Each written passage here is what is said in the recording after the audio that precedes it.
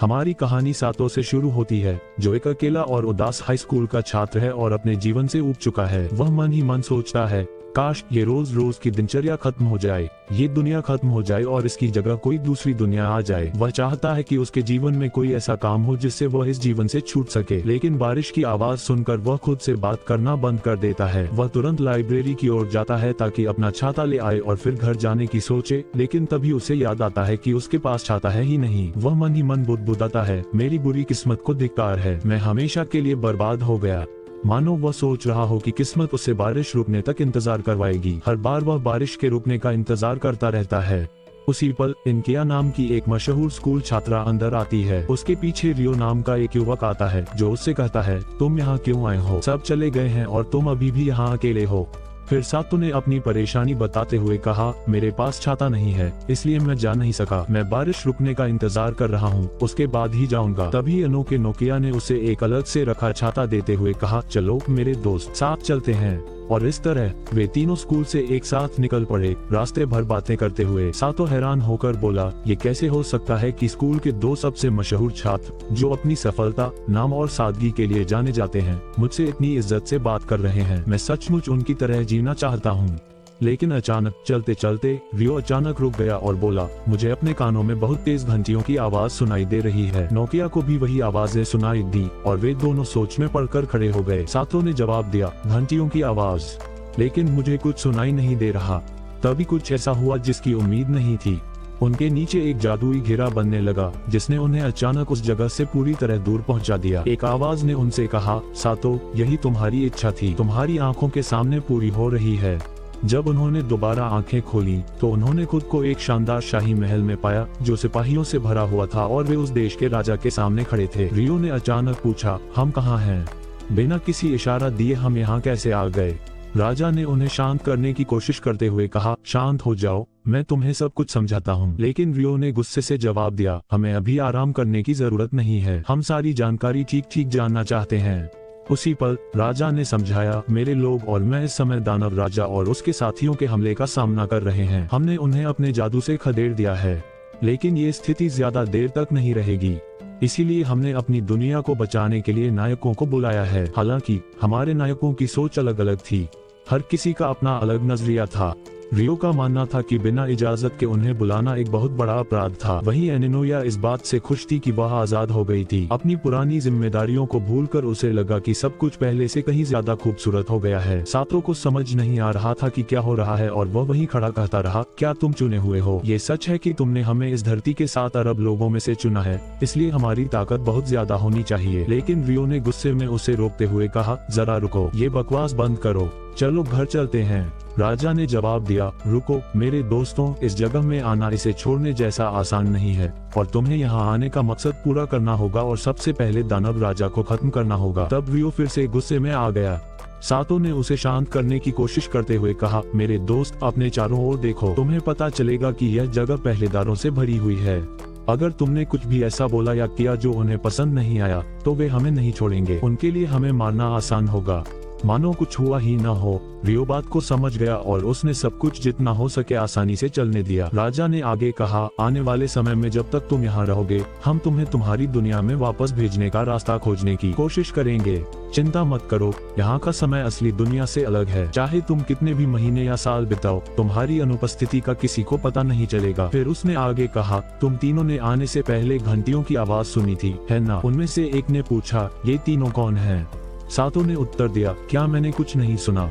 मैं तुम्हारे साथ बिना कुछ सुने ही इत्तेफाक से अंदर आ गया। उसी पल सबको एहसास हुआ कि सातो गलती से उनके साथ जादुई घेरे में आ गया था। हालांकि इससे कोई फर्क नहीं पड़ा। उसके बाद उन्हें जादुई क्रिस्टल के पास ले जाया गया ताकि हर किसी की ताकत को नापा जा सके। एनोकिया बहुत ज्यादा उत्साहित थी। उन दो युवकों के उल्टा, जिन्हें कुछ भी समझ नहीं आ रहा था, एनोकिया ने अपनी ताकत को नापने के लिए अपने हाथ रखे, जिससे पता चला कि उसके पास अनोखा बिजली का जादू है, जो हमले और बचाव के मामले में सबसे ताकतवर जादू है। वह अपनी खुशी के चरम पर थी और उसने कहा, हे रियो, अब तुम्हारी बारी है। रियो ने अपना हाथ रखा और ये देखकर हैरान रह गया कि उसके पास रोशनी का जादू है, एक ऐसा जादू जो राक्षसों को आसानी से खत्म कर सकता है, साथ ही हवा में से हथियार बनाने की काबिलियत भी रखता है। अब सातो की बारी थी। युवक आगे बढ़ा और जैसे ही उसने क्रिस्टल पर हाथ रखा वह हरे रंग से चमकने लगा। ये देखकर मददगार तुरंत हैरान रह गया और जल्दी से चिल्लाकर कहा, जल्दी करो, इस युवक को अलग रखना होगा और किसी को भी इसके पास मौजूद जादू के बारे में पता नहीं चलना चाहिए। किसी को समझ नहीं आया कि क्या हो रहा है और फिर उन्हें उस जगह से बाहर ले जाया गया। बाद में सेना की नेता रोज को सबके पास मौजूद जादू के तरीकों के बारे में पता चला। हालांकि वे सातो के जादू का खुलासा नहीं करना चाहते थे। उन्होंने उसे बताया कि यह युवक गलती से आ गया है जो सही नहीं था, इसलिए उसने उससे इस मामले को छोड़ने और दूसरा काम संभालने के लिए कहा। जाने से पहले सातो ने मुस्कुराते हुए पूछा, इस जादू का क्या मतलब है? क्या हरा रंग किसी राक्षसी जादू का इशारा करता है या कुछ और? ये सवाल सुनकर रोज हैरान रह गई, इसलिए वह भीड़ में से तेजी से उसकी ओर दौड़ी और उसे पकड़कर बोली, ये युवक अजीब है, मैं इसे खुद अपने सिपाहियों में से एक बनाऊंगी और इसे जंग के तरीकों की कड़ी ट्रेनिंग दूंगी। कुछ लोग हैरान थे कि क्या हो रहा है, क्योंकि नायक को राक्षसों को मारने की काबिलियत का दिखावा नहीं करना चाहिए था। हालांकि रोज ने हरे रंग को इलाज के जादू की निशानी माना, जो घायलों के इलाज के लिए बहुत काम का जादू है और आने वाले समय की जंगों में इसका बहुत बड़ा रोल है। जहां कुछ लोग रोज और फ्रोज के बारे में बात कर रहे थे, वहीं रोज के बारे में कहा जाता था कि वह बहुत सख्त थी और सिपाहियों को राक्षसों का सामना करने के लिए सबसे कठोर ट्रेनिंग देने पर जोर देती थी। सातो परेशान और उलझन में था, उसे समझ नहीं आ रहा था कि उसका भविष्य क्या होगा। दिन बीतते गए और अगले दिन सुबह सातो की नींद खुली तो किसी ने उसे बताया कि घर के बाहर कोई उससे बात करने के लिए इंतजार कर रहा है। जब वह बाहर गया तो उसने रियो और अनोकिया को उससे मिलते हुए पाया। दोनों ही शांत और ध्यान से देख रही थीं। इसके उल्टा सातो बेचैन और उबा हुआ लग रहा था। बाद में रोज ने ट्रेनिंग के मौकों को शुरू किया। मुस्कुराते हुए उसने सातो से कहा, ठीक है, ट्रेनिंग शुरू करो। तब सातो ने हैरानी से पूछा, आप नाराज क्यों हैं? क्या आप ही जेल में नहीं थी मेरी प्यारी? उसने उसे अपनी बातें लिखने के लिए एक कॉपी दी और उसकी पहली ट्रेनिंग एक किताब पढ़ने से शुरू हुई।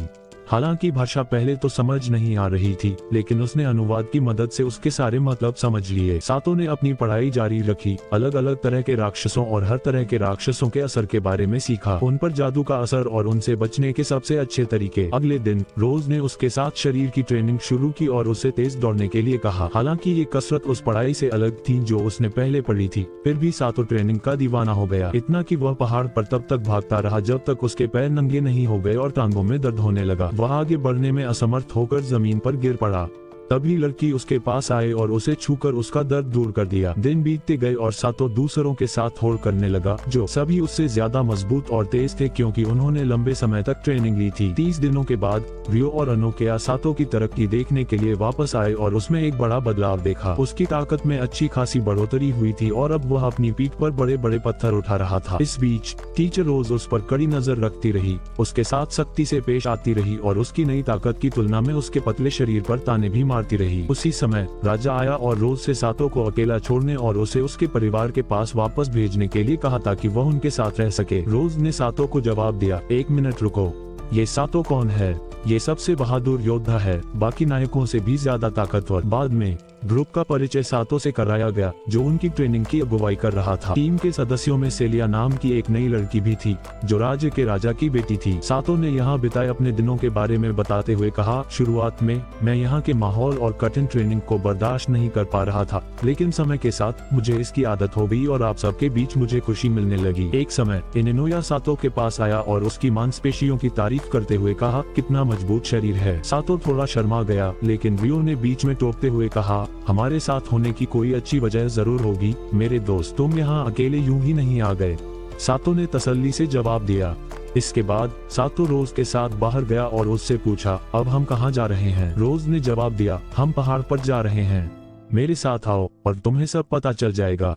दरअसल वही पर्वत शिखर जहाँ रोज ने कहा था, नीचे जाओ और हमारे लिए कुछ टैंक सुरक्षित कर लो, फिर उन्हें यहाँ ले आओ। जब सातो ने नीचे उतरने की कोशिश की तो उसे डर लगा और उसने रोज से विनती की कि उसे ऐसा करने के लिए मजबूर न करे, क्योंकि उसे पहले से ही टैंकों के खतरे का अंदाजा था। लेकिन रोज ने उसे हुक्म देने पर जोर दिया, यहाँ तक कि उसने टैंकों को पूरे इलाके से दूर फेंक दिया। उस समय सातो उलझन में था और भगवान से प्रार्थना कर रहा था कि उसे इस मुसीबत से बचाएं। अचानक एक विशाल भालू सामने आया और सातो का पीछा करने लगा। सातो जितनी तेजी से भाग सकता था भागा, लेकिन जल्द ही उसने हिम्मत जुटाई और भालू का सामना करने के लिए डट गया। भालू ने उसे चारों ओर से घेर लिया था, फिर भी सातो ने पानी की ओर भागने का फैसला किया। वह पानी में तब तक कूदता रहा जब तक कि भालू के लिए उस तक पहुंचना मुश्किल नहीं हो गया। थोड़ी देर बाद सातो पानी से बाहर निकला और एक पेड़ के नीचे बैठकर सांस लेने लगा और सोचने लगा कि आगे क्या होगा। बाद में सातो ने मन ही मन कहा, मुझे उन टैंकों का शिकार करना होगा और जितनी जल्दी हो सके वापस लौटना होगा ताकि मैं यहाँ ज्यादा देर न रुकूं।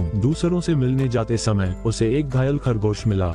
सातो ने अपनी जादुई ताकत से उसे ठीक किया, लेकिन खरगोश उससे लिपटा रहा और जाना नहीं चाहता था। इसलिए सातो ने उन्हें अलग करने की कोशिश करते हुए कहा, मुझे इस खरगोश को उन शिकारियों की ओर मोड़ना होगा जो इसे खा सकते हैं, इसलिए इसे यहीं छोड़ देते हैं। हालांकि खरगोश उसके पास ही रहा, इसलिए सातो ने बाद में उसका इस्तेमाल रास्ता ढूंढने के लिए किया। खरगोश उसे सीधे भालू के ठिकाने तक ले गया, जहां उसने उन्हें छोटे छोटे बिस्तरों से घिरी एक जगह पर पाया जिन पर भालू का कोई असर नहीं हो रहा था। इसलिए उसने उन्हें वहीं छोड़ दिया और खरगोश को अपने पीछे पीछे ले जाते हुए समुद्र से पानी पीने चला गया। समय बीतने के साथ और भूख से बेहाल एक रात सातो के पेट में तेज दर्द होने लगा, क्योंकि उसकी पानी वाली ताकत भी काम नहीं कर रही थी। इसलिए वह खरगोश को एक मीठे पानी के तालाब में ले गया, लेकिन अचानक जैसे ही वे वहाँ पहुँचे खरगोश घबरा गया और पेड़ की चोटी पर चढ़कर छिप गया। वह हैरान होकर सोचने लगा, आखिर हो क्या रहा है?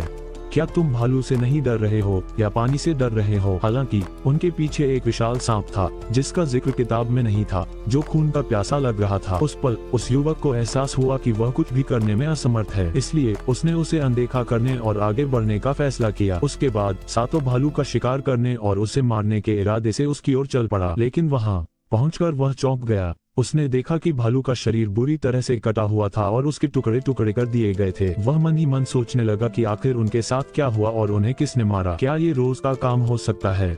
क्या ये? हालांकि ऐसा नहीं था, क्योंकि उनकी बेरहमी से हत्या कर दी गई थी और ऐसा लग रहा था कि कल उन्होंने जिस सांप को देखा था वही इसके लिए जिम्मेदार था। सातो ने ध्यान लगाया और अभी भी जीवित छोटे भालू को देखा, जिससे उसके बिछड़े परिवार के लिए उसका गुस्सा और दुख और बढ़ गया। उसने कहा, मैं उस बेचारे भालू का बदला लूंगा। उसने खरगोश से सांप के ठिकाने तक ले जाने के लिए कहा, फिर भाग गया और खरगोश मान गया। वे सांप के घर पहुंचे जहां छोटा भालू मिला। बदला लेने की चाह में सातो ने खुद को हिम्मत दी और एक तीर चलाया जो सांप की एक आंख में जा लगा, जिससे वह अंधा हो गया। फिर उसने दूसरी आंख पर निशाना साधते हुए सांप का सामना करने की कोशिश की। हालांकि सांप बिल्कुल भी आसान नहीं था। उसने सातो को फंसाने की कोशिश की, लेकिन सातो ने खुद को चाकू से तैयार कर लिया था, जिसके चलते उसे गंभीर चोट लगी। सांप बेबस हो गया, जबकि सातो को अपने घावों से जहर का असर महसूस होने लगा, लेकिन उसने मौका नहीं गंवाया और तुरंत खुद पर फिर से इलाज का जादू किया, लड़ाई खत्म करने की कोशिश में। लेकिन सांप ने पूंछ से वार करके उसे खत्म करने की कोशिश करके उसके हमले का जवाब दिया। हालांकि छोटे भालू ने बीच में आकर उसकी रक्षा की और सातो अपनी ताकत समेटकर पूरी ताकत से हमला किया और सांप को मार डाला। उसकी सारी जादुई शक्तियां खत्म हो चुकी थीं और वह खुद को ठीक नहीं कर पा रहा था, इसलिए वह थोड़ी देर आराम करने बैठ गया। अचानक सांप फिर से उठ खड़ा हुआ और सातो ने हार मान ली। वह रोज को सारी घटनाओं का जिम्मेदार ठहराते हुए बोला, तुम ही इन सब की वजह हो, मेरे साथ ऐसा पहले कभी नहीं हुआ। लेकिन अचानक रोज पलक झपकते ही आकाश से नीचे उतरी और बोली, क्या बात है, तुम इतने परेशान क्यों हो? मैं जितनी जल्दी हो सकी यहाँ आ गई। फिर रोज ने पूरी ताकत से सांप पर हमला किया और पल भर में उसकी सारी सुरक्षा टूट गई। सातो हैरान रह गया और हैरानी से पूछा, तुम्हें कैसे पता चला कि खतरा है और तुमने मुझे कैसे ढूंढा? रोज मुस्कुराई और बोली, तुम्हें वो खरगोश याद है जो तुम्हारे साथ था? वो मेरा पालतू है, मैंने उसे तुम्हारी रक्षा के लिए भेजा था।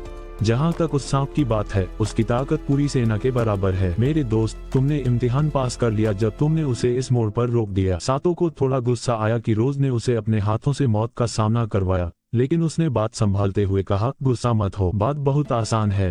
फिर उसने सातो को भालू को पालतू जानवर के रूप में रखने के लिए कहा और उसे पहाड़ की चोटी पर ले गई। रोज ने उससे कहा, सावधान रहना, क्योंकि आने वाले युद्ध में तुम मेरे साथ हो, राक्षस अब हमें बर्दाश्त नहीं करेंगे। सातो ने जवाब दिया, ठीक है। दूसरी ओर एक नया नजारा सामने आया जब अमेलिया ने राक्षस राजा से बात की और उसे बताया कि पिछला हमला काफी नहीं था और इंसानों के पास बहुत ताकत है। उसी समय उनके डॉक्टर ने उन्हें बताया कि जिस जानवर की उन्होंने मांग की थी वह अब तैयार है, और जो सांप के रूप में सामने आया था वह वही सांप था जिसने पहले सातों पर हमला किया था। हालांकि फर्क ये था कि उसमें जहर की मात्रा बहुत कम हो गई थी। जिसका मतलब है कि इस स्थिति में वे एक भी सैनिक खोए बिना युद्ध जीत लेंगे। दूसरी ओर सातो उस भालू का मांस खा रहा था जिसका नाम उसने ब्लू रखा था। तभी रोज आए और उससे बोली, हमारे पास ये भालू है, इसलिए मुझे इसे अपने साथ काम पर लगाना चाहिए। सातो ने हैरानी से पूछा, भालू को काम पर लगाना, इससे हमें क्या फायदा होगा? रोज ने जवाब दिया, मैं इसे काम पर नहीं लगाऊंगी, मैं तुम्हें काम पर लगाऊंगी। चलो भालू को तुरंत उठाओ और घसीटो। सोचो कि तुम जंग के मैदान में हो, तुम्हारे साथी घायल हैं और तुम्हें उनकी मदद करनी है। तुम्हें ट्रेनिंग लेनी होगी और अपनी जान बचाने के लिए तेज बनना होगा। रोज की ये बातें सातो को पूरी तरह से अच्छी नहीं लगी, लेकिन उसके पास मना करने की कोई वजह नहीं थी, इसलिए उसने रोज के साथ ट्रेनिंग शुरू की, जिसने सिपाहियों का एक ग्रुप तैयार किया जो उसके सामने आने वाली रुकावटों का काम करेंगे। घंटे बीतते गए और सातो बिना थके या उबे लगातार 4 घंटे तक दौड़ता रहा, जब तक कि उसका शरीर पूरी तरह से थक नहीं गया और वह जमीन पर झुक गया, हिलने डुलने में असमर्थ। वह थोड़ा आराम करने के लिए बैठ गया, फिर रोज से बात की और उसके बाद उसने अपने भालू को उठाया और शहर घूमने निकल गया। वहाँ लोग हैरानी से उसे घूरने लगे। ये युवक भालू को कैसे उठा सकता है और उसके साथ ऐसे चल सकता है जैसे ये कोई आम बात हो? उसकी कहानी क्या है? इस बीच सातो किसी परेशान या पागल इंसान जैसा लग रहा था। समय बीतने के साथ सातो रोज के साथ उन नायकों का इलाज करने गया जिन्हें आने वाले युद्ध की तैयारी के दौरान चोट लग सकती थी। उसी पल वे इनोकिया और 2 अन्य लोगों से मिले और साथ में वे ट्रेनिंग की जगह की ओर चल पड़े। अचानक सातो ने महसूस किया कि कोई बिजली की गति से उनकी ओर आ रहा है। खतरनाक हथियारों से लैस डाकू। उन्हें जान से मारने की नियत सामने आई, जिसके चलते टीम को पलटवार करना पड़ा। हालांकि किया ने अपनी बिजली की ताकत का इस्तेमाल करके हमलावरों को सांस लेने से पहले ही खत्म कर दिया। तभी सैकड़ों नहीं हजारों जंगली सुअर सामने आए और उन पर हमला कर दिया। छोटे भालू ने उन्हें बचाने की कोशिश की, लेकिन बदकिस्मती से सातो अचानक एक उल्टी चीज की चपेट में आ गया, जबकि इनोकिया बहुत दूर थी। दोनों समुद्र में गिर गए और सातो बेहोश हो गया। इनोकिया ने उसे होश में लाने की कोशिश की और कुछ देर बाद उसे होश आ गया। वे अपनी असली जगह से बहुत दूर थे। सातो ने कहा, अब हमें वापस जाने का रास्ता नहीं पता, हालात बहुत खराब हो गए हैं, इसलिए हमें कोई सुरक्षित जगह ढूंढनी होगी। फिर वे आराम करने के लिए एक सुरक्षित गुफा की ओर चल पड़े। उनके सामने सिर्फ खाना ढूंढने का काम बचा था। उनमें से एक ने कहा, ये काम मुझ पर छोड़ दो और तुम चिंता मत करो। फिर वह बिजली से पानी साफ करने गई, तुरंत आग जलाई और मछली पकाने लगी। सभी खाने के लिए बैठ गए और समय बीतने के साथ साथ उनके बीच रिश्ता मजबूत होने लगा। जब वे बैठे थे तभी कुछ प्यारे से दिखने वाले बंदर सामने आए, लेकिन बाहरी दिखावा धोखा देने वाला हो सकता है। पता चला कि ये दिखने में शांत बंदर जहरीले थे। जैसे ही लड़कियों में से एक ने बंदर को पकड़ा, उसे बंदरों ने काट लिया, जिससे उसके शरीर में जहर फैल गया और कुछ ही सेकंड में वह बेहोश हो गई। सातो को लड़की की चिंता होने लगी और उसने जल्दी से बंदरों को भगा दिया और उसका इलाज शुरू कर दिया। लड़की के होश में आने के बाद दिन इसी तरह खत्म हुआ और साथी राजमहल लौट गए। रास्ते में वे उस जगह से गुजरे जहाँ भालू परिवार मारा गया था। जब सातो उस जगह पर पहुँचा तो वह गहरे दुख में डूबा हुआ था, मानो उसने अपने किसी प्यारे को खो दिया हो। इसके बाद राजा ने रोज से सेना की अगुवाई करने के लिए फिर से कहा, लेकिन रोज ने ये कहते हुए मना कर दिया, हम पर हुए पिछले राक्षसी हमले के बाद, जो पूरे 1 घंटे तक चला और जिसमें मैंने अपने सभी सिपाहियों को खो दिया और उन्हें बचाने में असमर्थ रही, मैं अब सेना की अगुवाई करने के लायक नहीं हूँ। मुझे उम्मीद है कि आप मेरे लिए कोई और ढूंढ लेंगे। राजा ने बातचीत को आसान बनाने की कोशिश की और उससे कहा, जाने दो, ये पूरी तरह से तुम्हारी गलती नहीं थी और तुम्हारे बिना हम साथ मिलकर कामयाब नहीं हो पाते। हालांकि रोज अपना गहरा दर्द दिखाते हुए कहती है, भले ही मैं भूल जाऊं, मेरा घाव मुझे हमेशा मेरी बेबसी और कमजोरी की याद दिलाता रहेगा कि मैं उनकी रक्षा नहीं कर पाए। लेकिन महाराज, मैं आपको यकीन दिलाती हूँ कि इस बार सब कुछ अलग होगा, क्योंकि हमारे साथ नए नायक हैं। मैंने खुद सातो को देखा है और मुझे यकीन है कि वह युद्ध के दौरान किसी भी घायल को ठीक करने में काबिल होगा। सातो के पास शहर में किसी और से अलग ताकत है, इसलिए इंतजार कीजिए और खुद देखिए कि क्या होता है। राजा इन बातों से खुशी दिखाते हुए कहते हैं, ठीक है, मैं हमेशा आपकी बात पर भरोसा करूंगा। और इस तरह उनकी बातचीत इसी बात पर खत्म होती है। दूसरी ओर राक्षस दुश्मन सेनाओं का सामना करने के लिए खुद को और अपने सामान को तैयार करने लगे, जिनके साथ ब्लैक नाइट के नाम से जाना जाने वाला एक मशहूर योद्धा भी था, जो राजा के बाद सबसे ताकतवर इंसान था। वह महान योद्धा जिसके पास अनंत अंधकार की शक्तियां थीं। जहां तक अमेलिया की राक्षस राजा के साथ एक बहुत जरूरी मुद्दे पर बातचीत की बात है, आसमान से एक विशाल पेड़ गिर गया, जिससे वे जिस पुल को बना रहे थे वह टूट गया। अमेलिया समझ नहीं पा रही थी कि यह तना क्यों गिरा, लेकिन सभी जानते थे कि रोज ने ताने मारते हुए उसे उखाड़ दिया और जल्दी से भाग गई। इस बीच शहर में सातो रोज के हुक्म पर एक संदेश लेकर एक डॉक्टर के निजी क्लिनिक की ओर चल पड़ा। वहां उसकी मुलाकात हुई। डॉक्टर की छोटी बहन, जिसे तुरंत बचाव दल के सदस्य के रूप में पहचान लिया गया, रोज की शिष्या कहलाती थी। उसका नाम फ्लोरा था। सातो ने संदेश देने के लिए उसके बड़े भाई से मिलने की मांग की, लेकिन उसने कहा, मैं इस समय एक मरीज का इलाज कर रही हूँ, इसलिए कृपया थोड़ा इंतजार करें, हम आपको बाद में अंदर आने देंगे। उसी समय डॉक्टर एक छोटे बच्चे का इलाज करने में पूरी तरह से मग्न थे। सातो डॉक्टर के इलाज करने की ताकत से हैरान था, क्योंकि यह कल्पना से परे हैरान करने वाली लग रही थी। बच्चा कुछ ही सेकंड में ठीक हो गया। इसी बीच डॉक्टर ने देखा कि सातो और फ्लोरा दरवाजे से देख रहे हैं, इसलिए वह उनसे बात करने गए। सातो ने रोज द्वारा भेजा गया पत्र उन्हें सौंप दिया और उसे खोलकर पढ़ते ही वह अचानक चौंक गए। उन्होंने तुरंत पत्र बंद कर दिया ताकि कोई देख न सके। अचानक एक अनजान इंसान अंदर आया और उसने बताया कि 3 लोगों को गंभीर चोटें आई हैं, जिनका तुरंत इलाज जरूरी है। डॉक्टर ने निर्देश दिए और तीनों तुरंत हादसे की जगह की ओर चल पड़े, जहां हर एक ने एक मरीज के इलाज की जिम्मेदारी ली। सातो बहुत तनाव में था, क्योंकि यह पहली बार था जब वह किसी और का इलाज कर रहा था। नोकिया और रियो की तुलना में उन्होंने उसे हिम्मत दी और उसका भरोसा बढ़ाने के लिए कुछ निर्देश दिए। इस प्रकार सातो ने कामयाबी से अपने इलाज के मंत्र का प्रयोग करना शुरू किया और रोगी का आसानी से इलाज किया। इलाज खत्म होने के बाद सातो ने डॉक्टर और अपनी बहन को अलविदा कहा, फिर वे क्लिनिक से चले गए। विदा होने से पहले डॉक्टर ने अपनी बहन को एक पत्र सौंपा। जैसे ही उन्होंने पत्र की बातें पढ़ी, सातो ने जो देखा उससे वह गहरे सदमे में आ गया। पत्र में लिखी गई बातों का बहुत महत्व लग रहा था। इस बीच रोज फ्लोरा के साथ पत्र की बातों पर चर्चा कर रही थी, जबकि सातो बूढ़ी दादी से फल खरीदने के लिए बाहर चला गया। तभी दादी की छोटी पोती सातो के पास आए और बोली, इस मामले में केवल आप ही कदम उठा सकते हैं, देखिए क्या होता है। सातो ने सीधे उसकी आंखों में देखा और वहीं उसे गहरा सदमा लगा। उसने युद्ध का भविष्य अपनी आंखों के सामने देख लिया। अपने सभी दोस्तों को केवल एक व्यक्ति, काले योद्धा, के कारण मरते हुए देखना। सातो पूरी तरह से हैरान रह गया। फिर लड़की ने उससे कहा, मैंने अपना संदेश पूरा कर लिया है, अब आपकी बारी है मेरे गुरु। आपने जो जानकारी मुझे दी है उसके आधार पर आप आगे क्या करेंगे, इस पर सोच विचार कीजिए। इसके बाद लड़की उसे छोड़कर चली गई। सातो को हैरान और उलझन में छोड़कर उसके मन में कई विचार उमड़ रहे थे। क्या मुझे उन बातों को अनदेखा करना चाहिए या कुछ करना चाहिए? क्या मुझे रोज को बताना चाहिए ताकि वह सावधान रहे? मुझे नहीं पता कि अब क्या करना है। उसका मन उलझन में पड़ गया। फिर उसने जल्दबाजी में आकर लड़की के पीछे जाकर और सफाई मांगी। बदकिस्मती से वह उसे पकड़ नहीं पाया। वह उसकी नजरों से तेजी से गायब हो गई। उसके शब्द गूंज रहे थे, तुम ही इंसानियत के बचे रहने की अकेली उम्मीद हो, हम सब आप पर भरोसा करते हैं। इससे उसकी उलझन और बढ़ गई। इसके बाद वे सेना के नेता से मिले और सातो ने हाल ही में देखी गई लड़की के देश के बारे में पूछा। नेता ने उससे डांटते हुए कहा कि उन्हें इंसानियत की सुंदरियां कहा जाता है और वे बहुत कम देखने को मिलती हैं, जिनके पास खास और अनोखी काबिलियत होती है जो उन्हें भविष्य को उसके हर हिस्से में देखने की इजाजत देती है। सातो ने उनके बारे में पूछा, मैं उन्हें कहाँ पा सकता हूँ? लड़की ने उत्तर दिया, इंसानियत की सुंदरियां एक दूसरी दुनिया में रहती हैं, एक ऐसी दुनिया जो हमारी दुनिया से बिल्कुल अलग है और उनसे तभी मिला जा सकता है जब कोई बड़ी मुसीबत आ जाए। अब घर जाओ, मैं पहले कुछ मामलों को निपटा लूंगा, फिर मैं तुम्हारे पास वापस आऊंगी। उसने उसे एक तरफ रख दिया और राजा से मिलने चली गई। उसे सारी घटना की जानकारी दी और समझाया कि यह राक्षसों का भयंकर हमला था जो जल्द ही हम पर एक बड़ा हमला करेगा। राजा ने इस कीमती जानकारी के लिए रोज का शुक्रिया अदा किया और अपने सिपाहियों को जादुई नायकों अनाकिया और रियो को बुलाने का हुक्म दिया। जब वे वहां पहुंचे तो वे राजा के साथ जमा हुए, जिन्होंने उन्हें ताज़ा हालातों के बारे में बताया, तरीका समझाया और आने वाले युद्ध की तैयारी के लिए जरूरी सलाह दी। इस बीच सातो अकेला बैठा था, हिचकिचा रहा था और ये तय नहीं कर पा रहा था कि आगे क्या करे। उसके मन में कई सवाल घूम रहे थे। क्या लड़की की बातें सच थीं?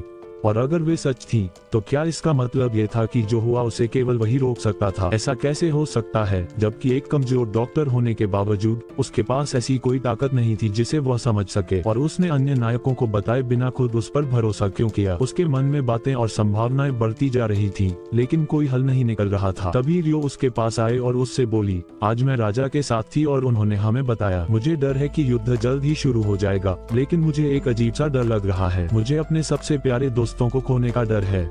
चाहे कुछ भी हो जाए, मैं हमेशा तुम्हारी रक्षा करूंगा मेरे दोस्तों। उसी पल अनोकिया भी उसके पास आए और धीरे से बोली कि उसे भी युद्ध का वैसा ही डर है और उसे यकीन नहीं है कि वह उसी जोश के साथ लड़ पाएगी जैसा जोश उसके इस दुनिया में आने पर था। सातो ने उसे दिलासा देते हुए कहा, तुम ताकतवर हो और राक्षसों को तुमसे डरना चाहिए, जिससे उन्हें थोड़ी राहत मिली और उनमें भरोसे का एहसास जागा। हालांकि माहौल तनावपूर्ण बना रहा, लेकिन दिन का अंत इस तरह हुआ। अगले दिन राजा ने सबको इकट्ठा किया और निर्देशों से भरा भाषण दिया। उन्होंने ने कहा, ठीक 2 साल पहले हमने राक्षसों का सामना किया था और उन्हें हराया था, लेकिन इस बार हालात बिल्कुल अलग हैं।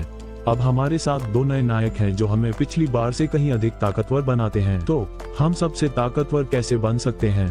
क्या तुम्हें अपने चेहरों पर डर नहीं दिख रहा है? मेरे सिपाहियों, लड़ो, अपना साहस दिखाओ और दुश्मन को तुम्हारा अपमान करने की इजाजत मत दो, चाहे वे कितने भी ताकतवर क्यों न हो। राजा की पुकार पर भीड़ ने जयकारे लगाए। वहीं दूसरी ओर बचाव दल ने तैयारी कर ली थी और इकट्ठा हो गया था। एक ही जगह पर युद्ध की योजना को लागू करने और अपनी जगह तय करने का फैसला किया गया। ये तय किया गया कि लड़ने वाले सिपाही आगे की लाइन में आगे बढ़ेंगे, जबकि सातो और मिस फ्लोरा सहित डॉक्टर किसी भी सिपाही के घायल होने की स्थिति में मदद के लिए पीछे की लाइनों में तैनात रहेंगे। इस बीच अनोकिया और रियो की अगुवाई में सेनापति निर्देशों का पालन करते रहे। इस माहौल में सातो सावधान हो गया और उसने मन ही मन कहा, मैंने अपना फैसला ले लिया है। मैं अपने सामने दिख रहे भाग्य और भविष्य को बदल दूंगा।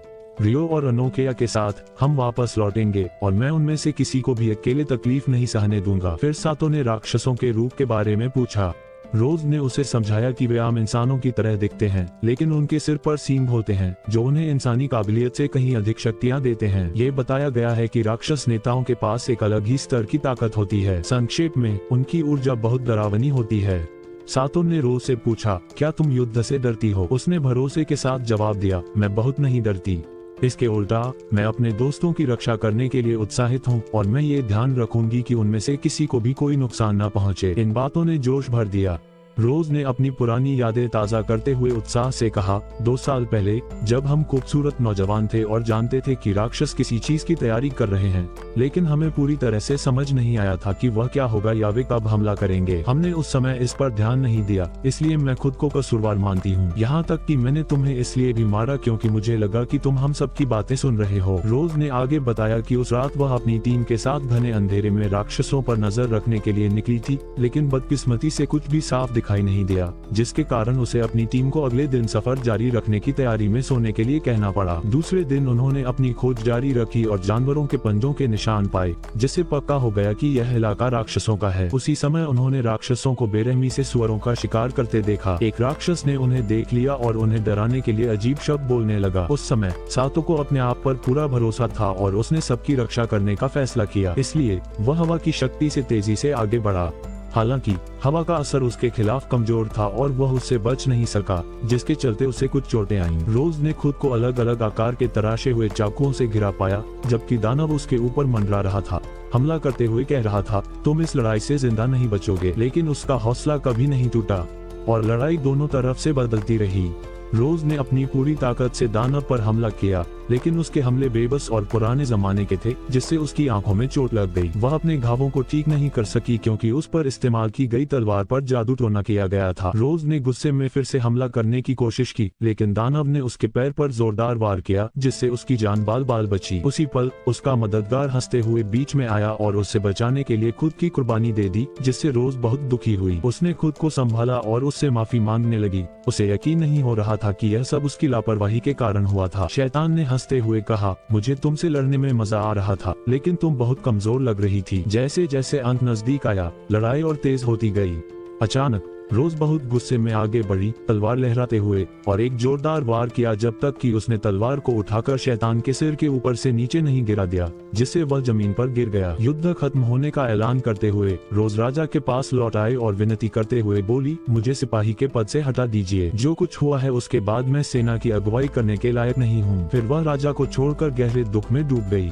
1 महीने से अधिक समय तक उसने किसी से बात नहीं की, बस दुख और उदासी उसके साथ थी। बाद में उसकी एक सहेली उससे मिलने आए और उससे एक बार फिर सेना की अगुवाई करने के लिए कहा, लेकिन उसने मजबूती से मना कर दिया। वह अकेली बैठी रही और जो कुछ हुआ था उसके लिए खुद को कसूरवार मानती रही। इसी बीच कुछ मरे हुए सिपाहियों की आत्माएं उसके पास आई और बोली, आपकी कोई गलती नहीं है, क्योंकि हम आपको माफ करते हैं और अब भी आपसे प्यार करते हैं, क्योंकि हमने आपके लिए अपनी जान दी है। लेकिन जब तक आप जीवित हैं, आपको हमारा बदला लेना होगा। सेनापति ने मन ही मन कहा, बस बहुत हो गया ये सब, उठो और तुरंत मुकाबला करो।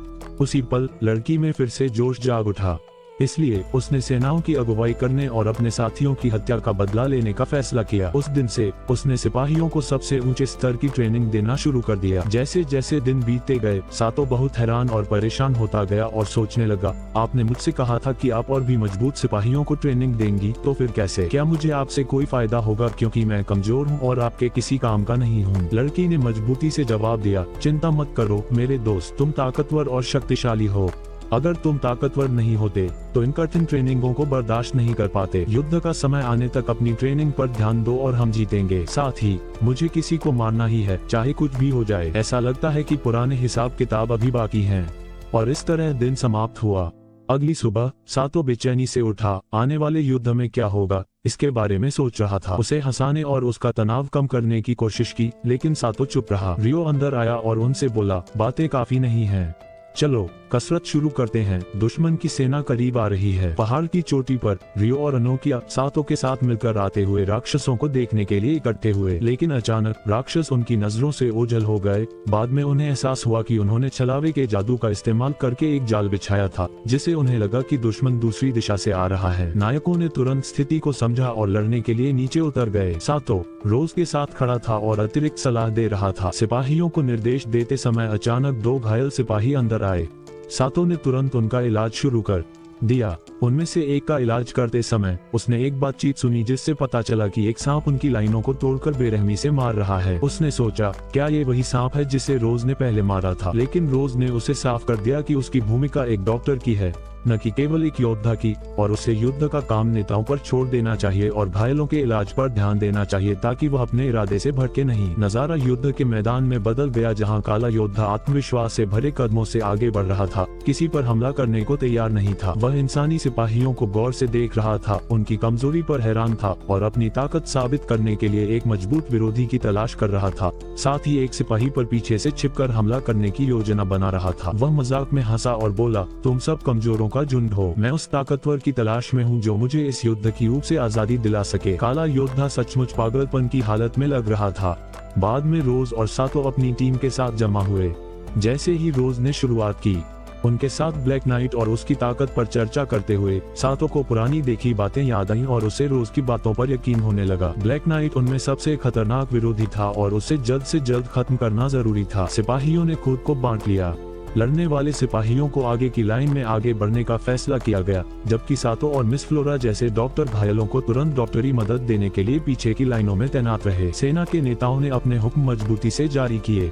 जैसे ही सातो रोज की अतिरिक्त सलाह के साथ आगे बढ़ा, ब्लैक नाइट कुछ योद्धाओं के साथ अचानक आ गया, जबकि इंसानी सिपाहियों ने बगावत और लड़ाई शुरू कर दी। हालांकि ब्लैक नाइट उन पर कोई असर दिखाता नजर नहीं आया। उनकी कमजोरी का मजाक उड़ाते हुए हंसा और कहा, मैं किसी ऐसे इंसान की तलाश में हूँ जो सच में ताकतवर हो, न कि तुम जैसे कमजोरों की। रियो की कोशिशों और इनके द्वारा रोशनी के जादू और तलवारों से किए गए हमलों के बावजूद उनके वार पलट गए और कोई भी उसे जरूरी नुकसान नहीं पहुंचा सका। लड़की तेजी से ब्लैक नाइट की ओर बढ़ी। पीछे से एक अनजाने वार किया, जिससे वह जमीन पर गिर पड़ा। आगे बढ़ने की कोशिश में उसे एक खतरनाक वार लगा, जिससे उसकी सोचने की ताकत छिन गई, जिसका मतलब था कि हमले का जवाब देने से ठीक पहले ही उसकी हार हो गई। जैसे ही रियो उसे खत्म करने के लिए आगे बढ़ी, काले नाइट ने मजाक में हंसते हुए कहा, मैं तो बस तुमसे मजाक कर रहा था, क्या तुम्हें कहानी पर विश्वास नहीं हुआ?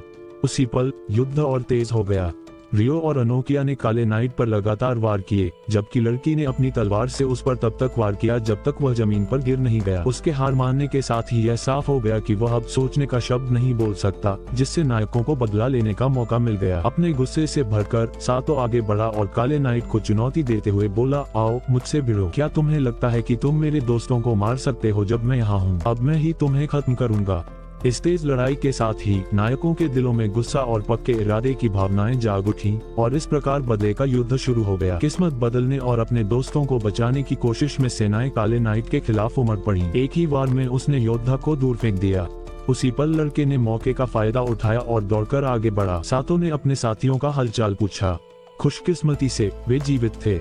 उसने तुरंत उनका इलाज किया और वे फिर से ताज़ा हो गए। उसी समय काले योद्धा का कवच टूट गया और उसके अंदर से एक बहुत गुस्से वाली लड़की निकली, मानो वह उन्हें खत्म करने वाली हो। सातो के साथियों ने उससे पूछा, अब हमें क्या करना चाहिए? उसने उत्तर दिया, हमें भागना चाहिए।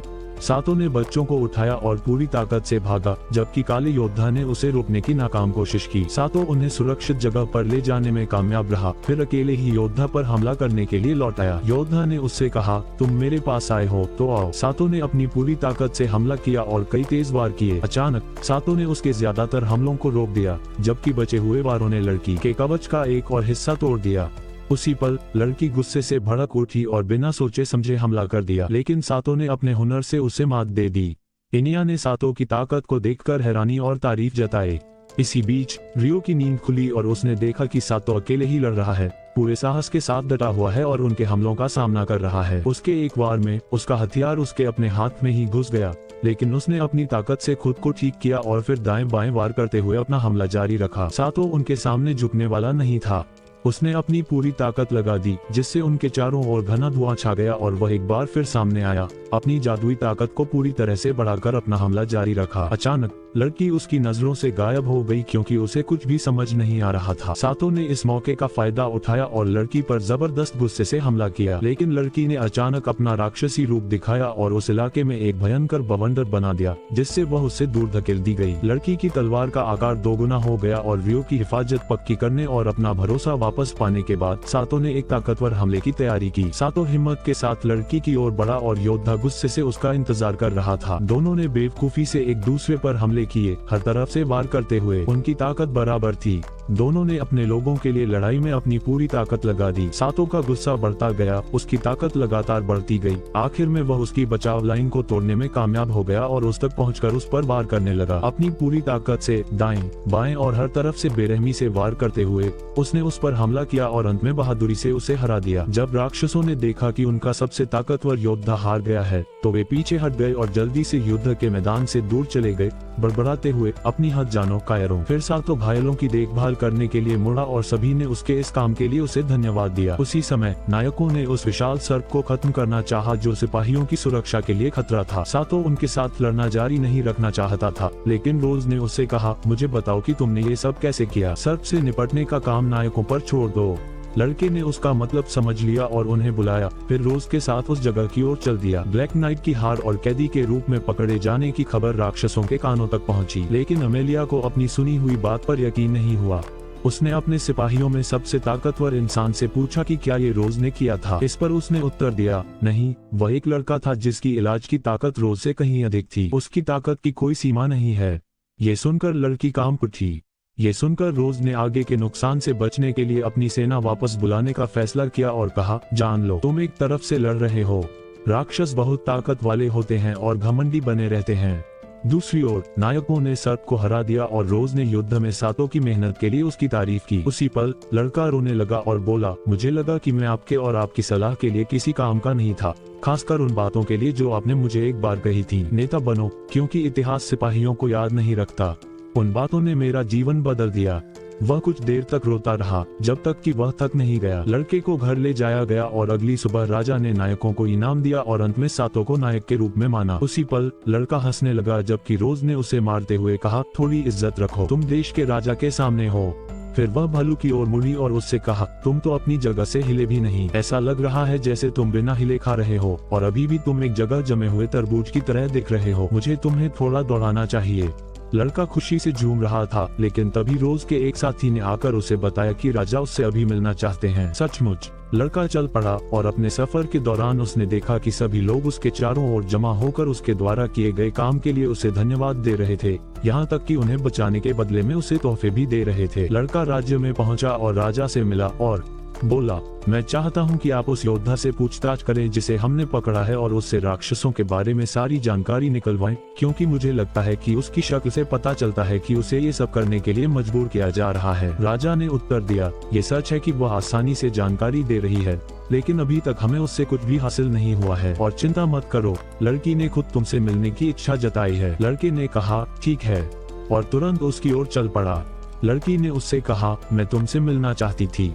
मैं उस इंसान को देखना चाहती थी जिसने मुझे हराया था।